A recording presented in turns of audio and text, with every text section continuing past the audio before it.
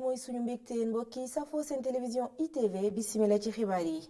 la ca gën a fës bokk na ci Gabriel Bass di takk der bokkoon nag ci ñeent fukk ak ñeenteelu promotion bu police moom moo daal di xaru ca rond-point Sandaga gannaaw bu mu wàccee nag ab taxi ca la daal di jël benn ciseau jam boppam ñàkk bakkanam la ko waral nag kenn xamagu ko.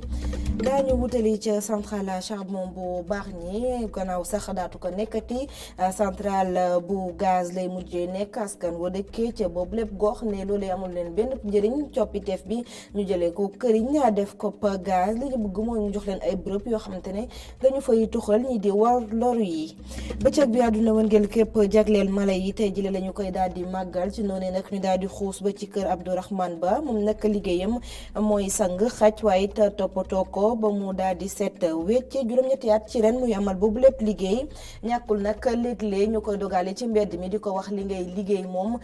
diine nanguwu ko loolooy ponk yi mbokk yi bu ngeen taaxirloo ñu daal di koy yaatal.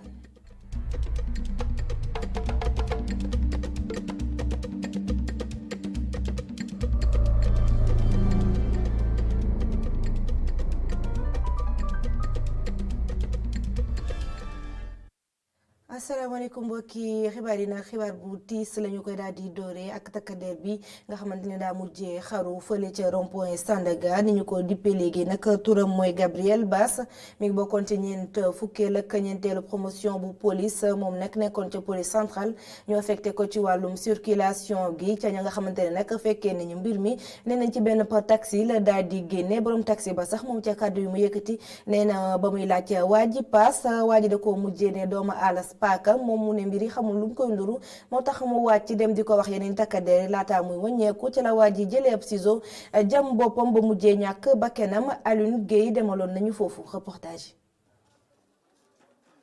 Sandaga nekk bërëb bu faral di xumb loolu waaye tey jilee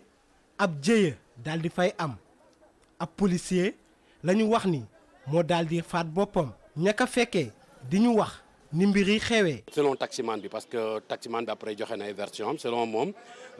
dafa laaj waa ji paasu taxi bi donc waa ji ne ko ndax yor nga paaka xam nga bon taximan bi ne ko non man paas laa la laaj mais pas paaka quoi waa ji insisté ndax yor nga paaka taximan bi bon il a été intelligent bëggoon ko sauver xam naa wala yu demee parce que dafa jaaxle gis waa ji bëgg a génne ne muy tëj bunt bi waa ji génne beneen bunt bi.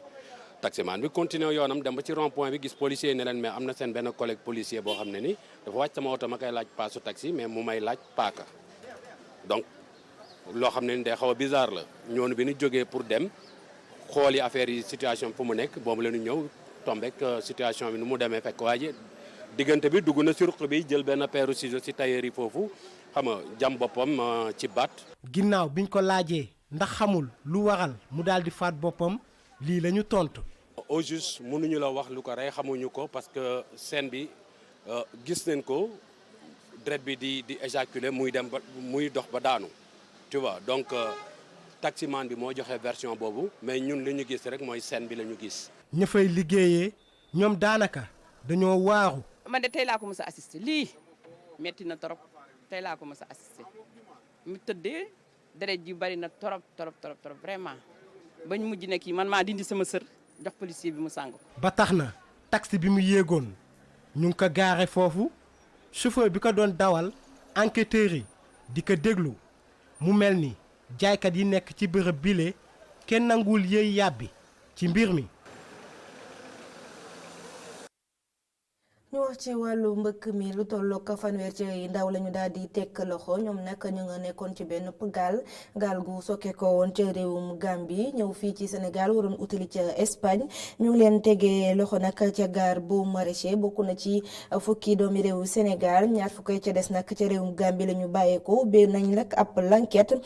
ba ñu ko ubbi ñooy waa division de lutte contre le trafic des migrants et pratique ngir xam mbir mi lan moo ko waral ak it fan la ñu doon jëm. ñu daal di wax ci leneen ñeel wàllum njàng meek njàngale mi wutali ca banlieue bu Ndakaaru ak CUSEM ak seen banqaas ba fa nekk ñoom nag tey dañoo xëy banque seen yoxo li ñu bëgg nag mooy indemnité yi nga xamante ne dafa jëm ci wàllum l'examen yi ñu daal di leen koy fay lu ko mooy rek njàng meek njàngale mi dana lompoñ bu baax te it lu ko mooy nguur gi dinañ leen gën a dégg ci yeneen Mamadou Lamine Fati Abdou Khadre Diouf. ñoom mujjee nañ koo def bu 9h jotee jàngalekat yi tàmbalee génn ci classe yi lee loolu rek ngir dëggal ñoom grève bu ñu nekkee. léegi nii on a fait le point au niveau donc Dakar jàpp na ni lycée yi ñëpp cours amul fenn mais loolu lu ko waral mooy ñun bëgguñu di dem grève parce que enseignant bi métier mooy enseigner métier mooy di jàngale mais le gouvernement bi nekk fii mooy doon engagement mu ne boo leen demee mission mun naa leen fay mais 5 mois après ñu ne ñun loolu mën nañ ko muñal ñu toog di xaar ba le 30 novembre weesu ba léegi dara amu ci loolu nag moo tax ñu ne ñun comme que noonu la te ñii boo yëgluwul la faale ñu ne léegi à partir de mercredi tey ak jeudi suba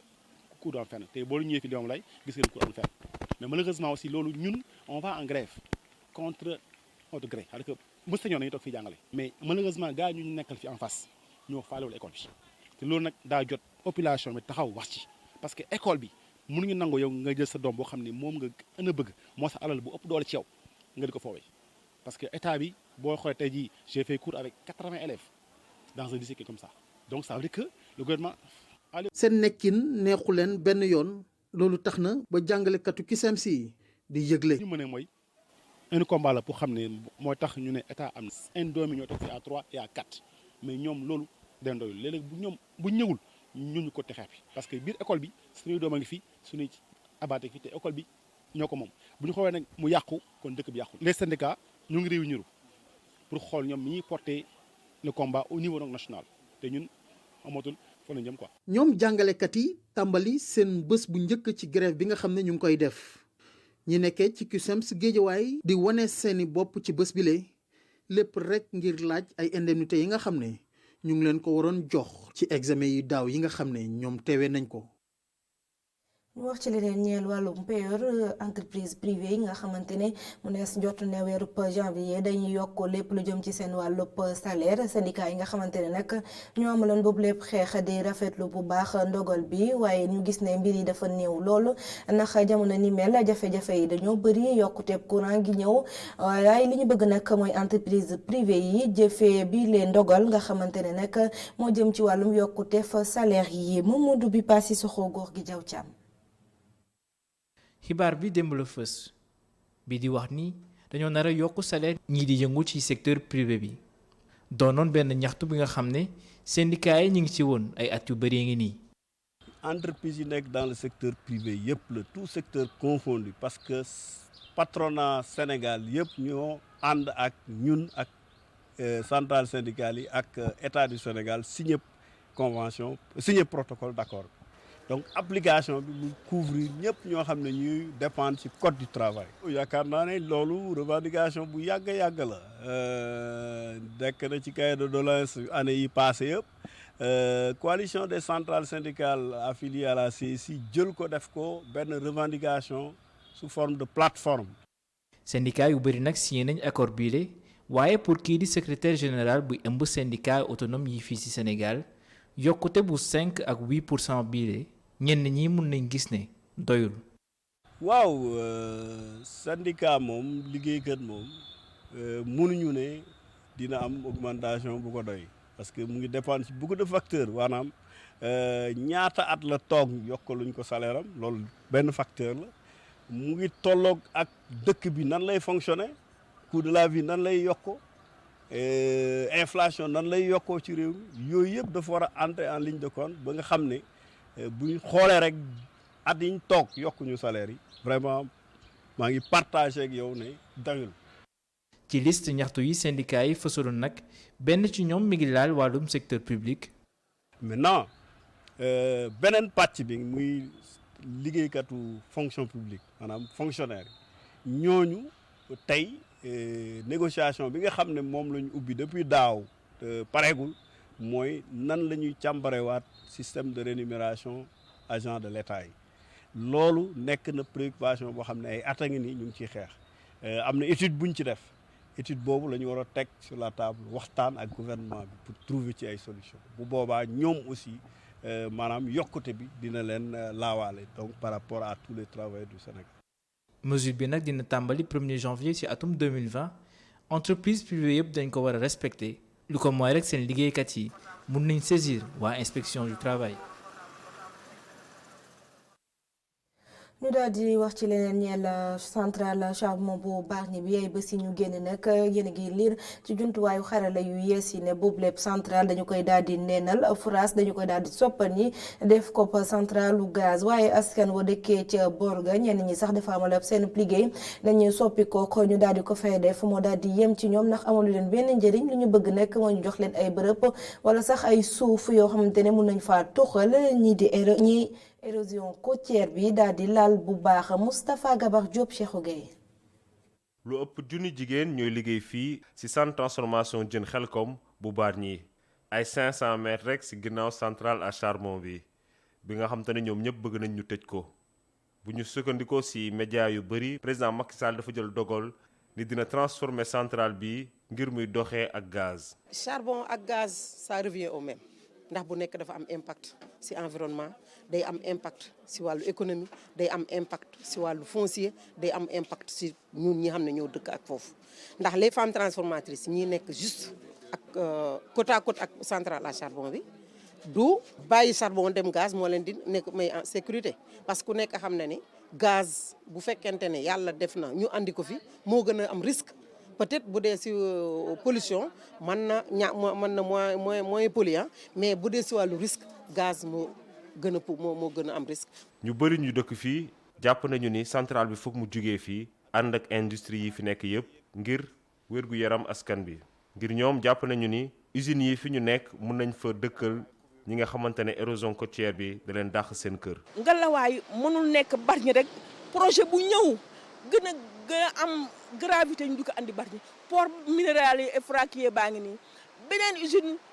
fer mu ngi ñëw lépp si Bargny Macky Sall nu ngi koy xaar si li nga xamante ne mooy port minéral bi mu annulé ko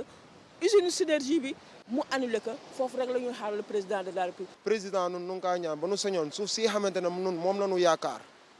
yaakaar ngir nun ak nuy doom ak nuy baay ak nuy yaay nun ñëpp li nu yaakaar nun ba nu sañoon usine bi fii ndu fi waxati usine dañaa bàyyi nun nu dëkk fi. ginnaaw ay jafe-jafe technique yu amoon ci centrale bi juróomi weer a ngi nii doxul loolu nag may population yi ñu mën a nooyi tuuti di yaakaar ni bés dina ñëw ñu tëj usine bi. Moustapha Gabar Diop Babacar Bathily giseewul ni mel moom nag dafa gis ne coppiteef boobu jëm ci centrale à charbon bi nga xamante ne dañu koy def centrale gaz loolee dana doon lu baax ci réew mi ngir gën ci am leeral nañu taataan ay kàddoom ci micro El Hadj Malick Cissé. dama jàpp ne xalaat bu jara tàccu la ndaxte ñi dëkk Bargny ñëpp dañ doon jàmbat loolu dalul woon seen xel tey jii suñu amee leen loo xamante ne dina mën a gën a dalal seen xel comme li gouvernement bi jël comme décision pour jàll si beneen pexe boo xamante ni dina mën a indi énergie ba pare gën a sàmm tamit gàncax bi loolu loo xamante ni la pour man lu am solo la te lu ñu war a mën a tàccu la waxtu bii nii. bon jàpp naa ne tey moom su fekkee ni dañoo jublu ci beneen technologie bi ñuy indi mooy gën en terme de environnement donc dina mën a gën a sàmm gàncax bi. suñu xoolee aussi gox boobu noonu man lii di wax sax falaa màgge dafa doon foo xamante ni war nañu mën a gën a jàppale environnement yi ndax di bëriwul garab maanaam gàncax gi foofu dafa wàññeeku si lu bëri port bi tamit li mu ñëw xam naa ni liñ fa nar a def comme solution énergétique maanaam énergie biñ fa nar a indi bii yoon dina mën a dooleel port bi nga xamante ni dañ koy installé foofu su loolu weesoo lépp luy développement ak investissement dina mën a tax nit ñi tamit ñu si mën a liggéey donc jeunes yi nekk Bargny gën a am yeneen solution liggéey foofu noonu. gannaaw gaz beeg këriñ bi nag ñu wax ci wàllum or bi ak compagnie minière Teranga Gold bi nga xamante ne daa daal di jënd société aurifère Barrick ba nekkee ca région bu Kédougou ñu xayma nag ci koppar lu tolloog ñaari téeméer ak ñaar fukk ak ñeenti milliards yu toftal ñaari millions ñu déglu Abdoul Aziz Sy nekk directeur général bu Sabodala. donc njënd bi ni la demee. Barrick moom droit yooyu 90% si projet boobu nguur Sénégal moom 10% Sénégal 10% toujours da koy continuer di am ak ku munti ñëw 90% yi Barrick moom nag moom la ñu jënd d'accord nañu ak Barrick lu ñu koy jëndee mu ngi toll 380 millions de dollars mooy 224 milliards francs CFA moom la ñu koy jëndee am na si loo xam ni nag cash lañ koy faye 300 millions de dollars leneen li ay action teranga lañ leen koy jox action teranga yooyu dina toll ba 11,45% ma xam ni Barrick mooy nekkaat actionnaire teranga si parti boobu ñu leen koy jox donc noonu la kii mbir mi tëddee. ñu wutali ci diwaanu Pikine wax ca Jaba ba fa nekk ñu dippee ko marché wu poisson gis-gisu Pape Gorgui Ndong nag nekkoon fi jëwriñ gi ñu dénk wàllum ndaw ñi waaye nekk maire bu Pikine Ouest mu gis ne boobule marché yorin gi nag dañu ko war a jox commune bu dañu ko war a jox ville bu Pikine ngir mbir yi nag daal di jaar yoon ndax léegi la dañuy faral di nemmeeku ay jafe-jafe ne la boobule marché poisson Pape Gorgui Ndong àdduna ci micro Mamadou Lamine Fati. beneen yóbbal bi nga xamante ne nag loolu ci maire yi nga xamante ne ñoo nekk ci biir département bi kaka jiite di ville de Pikine di Abdoulaye Timbo mooy ñun ñi nga xamante ne ñoo fi nekk suñu cawarte moo naroon a nekk marché bi dellu siwaat ci tutelle bi nga xamante ne mooy ville de Pikine puisque marché nag ci collectivité territoriale lañ ko xamee comme nag état bi am na ay jamono jëlal nañu marché bi investir na bu baax a baax ba marché bi dellu siwaat ci taxawaay ba nga xamante ne ku ko xool da nga ko bëgg kon directeur bu liggéey bu am solo bi ñun tamit département bi bëgg nañ mu nekk koo xamante ne ci ñun lañ koy rattaché mooy ville de Pikine mu nekk di liggéey njëriñ bi gën a am impact ci li nga xamante ne mooy département bi. dañoo bëggoon état bi gën a yokk investissement moo taxoon sur le plan stratégique ñu jëloon marché bi yóbbu ko primature tey jóge na ci primature mu ngi ci ministère des pêches et de l'économie maritime. kon man jàpp naa ne war na mën a dellu siwaat ci ville de Pikine puisque bu ñu fàtte ne ci ville de Pikine nag lañ ko mosoon a rattaché avant ñu koy jël di ko yóbbu primature. ñu wax ci wàllum pàcc ak congrès gi ñuy amal jamono ji société sénégalaise d'immunologie nag ñoo soobu ci boobule congrès ba nag la ko waral bokk na ci waxtaan sottante xalaat ca la nga xamante ne moom la ñuy yëngatu Cheikh Sall. immunologie nekk benn bànqaas ci wàllum wér-gu-yaram yittewoo système immunitaire ni suñu yaram di xeex ak jàngoro yi nekk na lu runge lool am ay bànqaas yu wuute ci wàllum li ñuy wax ay anticorps moom mooy tax yaram mi mu mën a ñàngu ci yenn infection yi ak yenn jàngoro yi nga xamante ni bii da koy néewal doole sinon ne ay bànqaasam ak li aju ci moom di ay concept ak ay enjeu ci wàllum immunologie soxal na bu baax a baax ñi nga xam ne ñoo ciy yëngu. infection moo di ñun ñu ngi dëkk ci suñu environnement ak ay doomu jàngoro yu nga xam ni gisuñu leen de waaye fépp foo nekk ma nga fa doomu jàngoro yooyu ay milliards la suñu biir yaram waaye nag li ñu yàlla defal muy suñu système immunitaire moo tax du ñu yëg li ñuy def maanaam li ñuy yàq suñu yaram ñun duñu ko yëg ndax suñu système dina xeex pour loolu bis bu ñu ko yëgee rek feebar nañu suñu système bi nag ñun mën nañ ko jàppale ba nga xam ne doomu jàngoro yooyu di infection joxe infection bu ñëw mu génne ko ci cet maanaam cet ci suñu solu cet ci fi ñuy dëkk et cetera ba nga xam ne dinañu wàññi jàngoro yu dangereux yooyu loolu mooy infection li tax sa yaram mën a dajale ay éléments pour génne ko loolu mooy wax immunité. si geneen wàll ga it mu am ay tawat yoo xam ne moom la ñuy wax ay auto-immune nekk ay doxalin yoo xam ne daanaka jaarul yoon si ni nga xam ne noonu la système immunitaire bi di doxee dafay congu gàncax gi si biir yaram te monte da ko waroon a aar. waaw am na feebar yi nga xam ne nag loolu ñuy aar ñun suñu biir yaram contre microbe yi contre doomu jàngoro yi moom moo koy joxe ndaxte saa dañ koy jox mu réagir bu nga xam ne day ëpp su ëppee nag mu nekk hypersensibilité maanaam ñiy déclenche asthme di saqat di ki yooyu réaction la ndax poussière bi dugg moom la sa yaram jéem a génne mais nag réaction bi dafa ëpp ba nga xam ni mu jur leneen mënul ñàkk. su fekkee ne lu nga xam ne dafa am rek mu jeex jàmm la mais su fekkee ne loolu nga xam ne da nga ci dëkk loolu mooy ni maladie auto-immune yi soo ko gisee rek fekk na yow da nga ci nekk maanaam ngay am crise asthme fajuloo ko ñaari fan ñett ba nga xam ne sa yaram day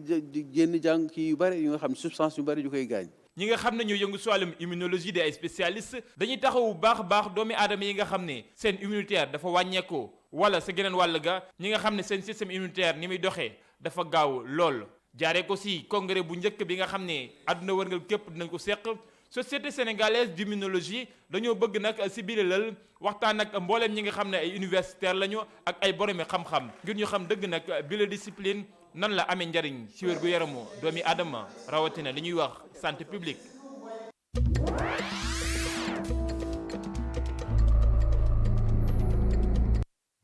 bàkk ba jib na xibaari biti réew lañ ci ànd ak Tidiane Cissé. ci Libye ki nga xamante ne moom moo di Recep Tayyip Erdogan nekk njiitu réew bu Turquie nee na moom pare na ngir rek envoyé ay soldats ngir jàppale ki nga xamante ne moom mooy gouvernement d'union nationale bu Fayez El Sarraj yii le kàddu Recep Tayyip Erdogan yëkkati na ko lu tollu ñaari yoon ci semaine bi pour moom Fayez El Sarraj bu defee demande ngir rek ñaan ko lu muy def moom moo di envoyé ay soldats ngir rek xeex armée bu général Khalifa Haftar buñ sukkandikoo ci ay information bu jógee ci organisation des Nations Unies réewum Turquie commencé na sax di fay yónni ay armes ak ay drone.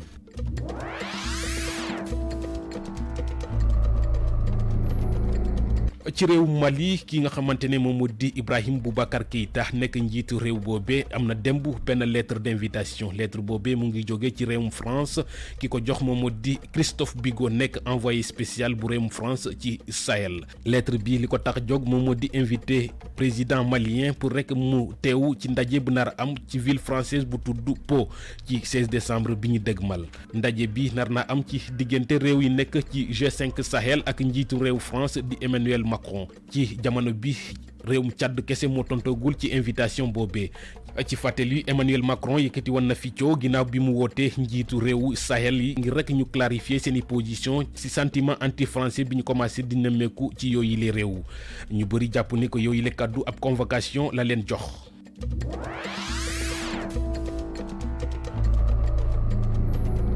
ci France ki nga xamante ne moom moo di premier ministre bi di Édouard Philippe présenté na tey ji réforme gouvernement ngir retraité yi ci réforme bi ñu mën a jàppandi moom moo di âge de départ bi fixé nañ ko ci 64 ans te mu ngi concerné képp ku juddoo à partir de 1975 bu ñu sukkandikoo ci kàddu Édouard Philippe réforme bi lu baax la pour français yi yëpp waaye ñi nga xamante ne ñooy syndicat yi gisewuñu ko noonu pour ñoom réforme bi baaxul benn yoon te dañuy wàcc ci mbedd bi ngir rek amal manifestation pour dénoncer réforme bi.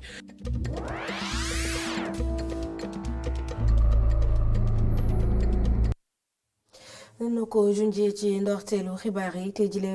bëccëg bi ànd na wërngël këpp jagleel mala yi ci noonu nag ñu defalee nap nataal Abdourahmane Ba moom nag ab ndaw la juróomi at ci ren mu yëngatu ci ab métier sangu xaj lu ne nag mi ngi ko ciy dégg ndax ñu bari dañ naan ko sa diine nanguwul li ngay def waaye moom nee na ci leen mel lay daal di daane dooneem Boubacar Dieng ma fal. Abdourahmane Ba di soog a pare. sang xaj bi mu yor ci kanamam liggéey bi muy def Abdourahmane jàngeewu ko ci benn daara. métier toilettage bi fii laa ko jàngee ak benn daam bu fi nekkoon daam bi nag bon à chaque fois saa yu amee dara dinaa ñëw xaw a sob lu xool su ma gisee benn affaire ma laaj ko noonu fur et à mesure année yi di dem mu ne ma xanaa yow toilettage bi neex na la ma ne ko waaw mu ne ma bon on peut engager. si lañ commencé mu may jàngal ndànk-ndànk. su fekkee ni sax da doon xool ndaw soosule muy def mu siy topp fi mu toll nii Abdourahmane ñeewul kenn koo xam ne dafay liggéey bi nu mel. du question de dara sax mais lépp li ñuy def si toilettage dama koy def waaw lépp li ñuy def si toilettage lépp lu xaj soxla moom comme toilettage dama koy def moom ça dépend muy coupe muy tonte muy des retouches. ça dépend quoi. bés bu jot Abdourahmane di sang li day xaj loolu sax tax ba xam ban comportement la ñu war a mën a am si bu ñuy sang lii di ab xaj. chaque jour nit xam nga ne la yow dama lay gis nga jàpp romb ni dem juma xam nga te après da ngay dellu si xaj yi ma ne ko mais yow yaay gis loolu quoi su may dem si xaj yi am na yëre yu may sol après loolu am na yëre yu may sol su may julli. du yëre yi may liggéeyee moom laay jullee non xam nga ba pare xaj bu la léché il paraît que dañ naan noo war nga xaw ma laal juróom-ñaari paanu ndox xaw ma loolu yaa xam ndox la pour man. mu doon jullit te di ko jëfee itam Abdourahmane bés bu jot ay nit di ko fàttali que ni li muy def am na lu si diineem wax waaye loolu le terewul muy wëyal liggéeyam. si xaj boo ko gaañee da lay matt day mel ni comme nit rek nga def ko lu la metti rek. ça dépend quoi bon comme kii tey su ma ko gaañee mën na yuuxu ko mën na ma mat xam nga mën na yuuxu xam nga comme yaa ngi may gaañ wala genre yooyu quoi xam nga wala mu tourner rek matt ma mais xaj buy matt moom bon loolu moom ci yar bi la quoi kooku du doon ñun wala xam nga bon mais si biir toilettage mën nga blessé xaj bi mu matt la loolu moom day am mais léeg-léeg tamit ñu andi la xaj ñu ne la xaj bi dafa agressif or que ni yow xam nga bon xaj bu agressif ak bu agressif ñoom ñëpp nga boole yemale man xaj bu agressif ak bu agressif wul xam nga xaj chien de garde rek ñoom ñëpp laa boole yemale. Abdourahmane di def liggéey bi nga xam ne mooy sangu xaj loolu doon liggéey boo xam ne ñàkkulay danger ndaxte yenn saa yi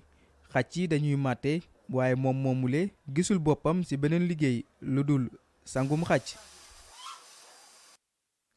foofee ci mala yi la ñuy daal di tàggoo 19h45 Assane Gueye ñëw andi leen xibaar yi ci kàllaamay nasaraan 20h30 seen émission Kenn Askan Wi ak Khalifa Diakhaté sant leen gërëm leen bu baax ci teewlu bi jërë ngeen jëf.